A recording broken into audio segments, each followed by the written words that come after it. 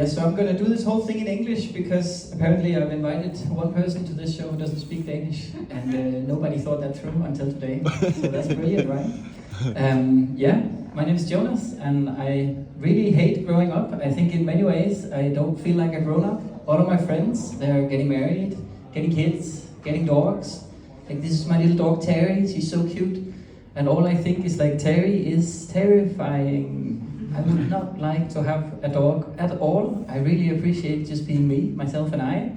And they do this thing where they'll call you and they'll tell whatever they've done, right? Like, oh, my kid started eating food all on its own. So I started playing this game on them where I just say that my imaginary dog did the same thing. So it's really annoying that Terry started eating all my food. And then I started calling it teriyaki and I ate the dog. But yeah, so obviously I'm not a real grown-up. I think the best example of me not being a real grown-up is I own one wine glass. Do you know how I found out? On a date. That doesn't work out well for anyone. You don't really recover well from that in, hey, I'm old enough to buy the wine, but too stupid to buy the utensils that we need to drink it. So yeah, done a lot of dating in my life. I'm 30 years old, and a while back I thought, hey, let's automate my life, and so I work with AI on the daily, and so for a fun weekend project, I built a robot that could swipe automatically on Tinder. Brilliant idea. Somebody's ahead of me over here. We'll catch up, don't worry.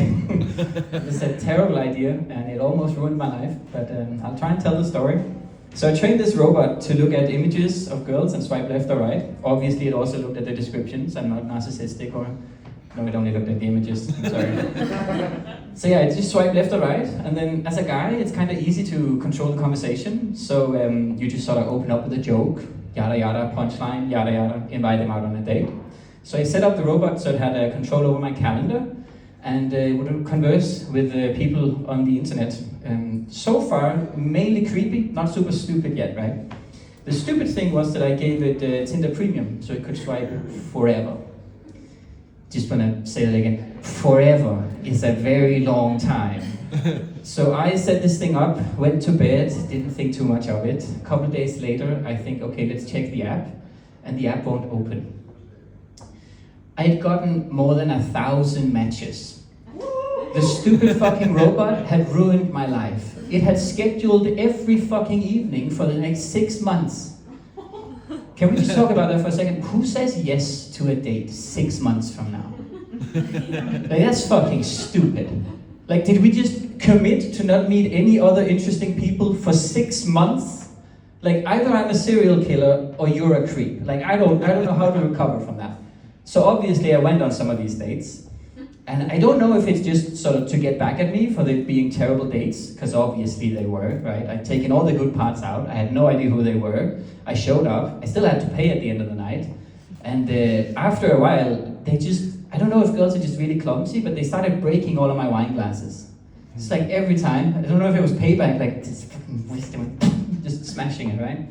So yeah, that's why I don't have any more wine glasses.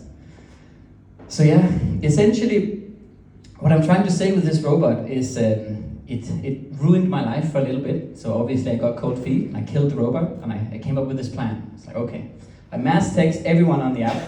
I found the one. I'm sorry, I have to cancel our date. I thought this was genius. What are you really gonna say? No? Who is she? I'll kill her. Like, no girl is really gonna say that, right? So I thought I was really out of the problems until I went to work about a few weeks later. Have you guys ever had an office crush? I had one, past tense. So we'd never really spoken. Like, we'd had eye contact and we'd sort of gotten to know each other. But this Monday morning, she like comes up to me and starts talking to me as if we'd had like a conversation for weeks. And then it hit me, we had.